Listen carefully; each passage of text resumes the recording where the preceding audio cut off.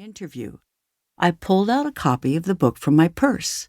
A woman seated across from me glanced at the cover, yanked the book out of my hands, and said, "That looks interesting. Tell me what it's about."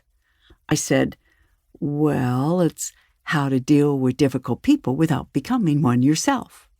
She said, "Oh, I wish I'd had your book on the plane I was on before this one. I was seated next to the most obnoxious man. I could have used your book. I would have hit him with it." That is not what Tung Fu was about, and it's not what this book is about. If someone's being inappropriate, it's not about hitting back, getting mad, or getting even. It's not about putting people in their place. It's about putting ourselves in people's places so we can respond with compassion instead of react with contempt. It's about how to be the quality person we want to be, even when other people aren't. How do we do that? Recently, I was listening to the always intriguing Guy Kawasaki podcast, Remarkable People, while on the treadmill. He was interviewing negotiation expert Barry Nailbuff, who said something so profound I jumped off the treadmill to write it down.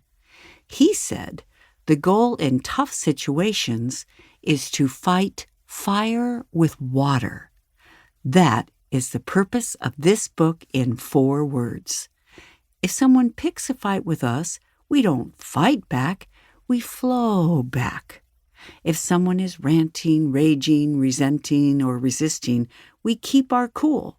We continue to treat them with respect and use positive, proactive responses to create rapport, so most of the time, they're motivated to respond in kind.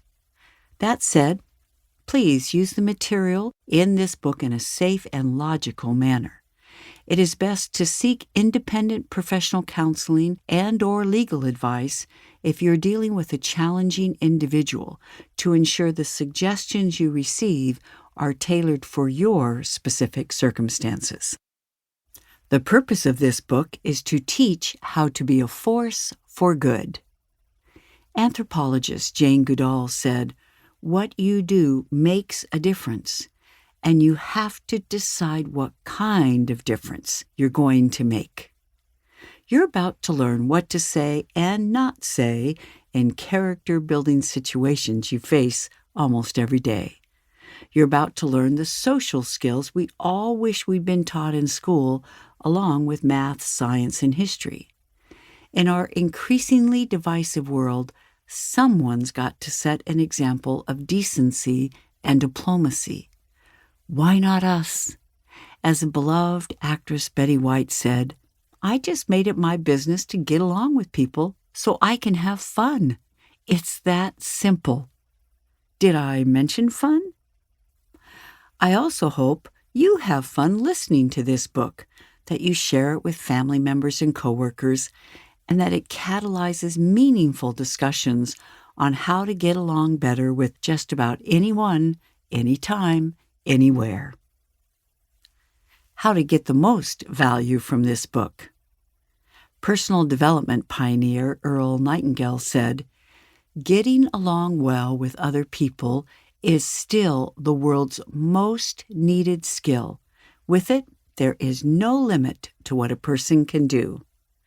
I know you're busy, so I've done my best to make this book real-world relatable.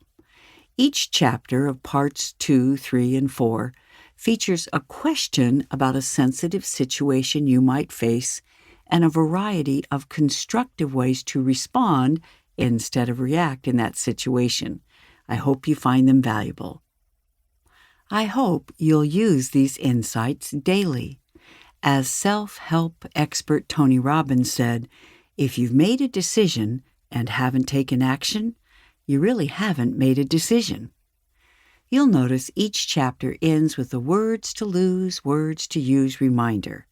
In fact, I returned to a medical center as a patient several years after doing a training there.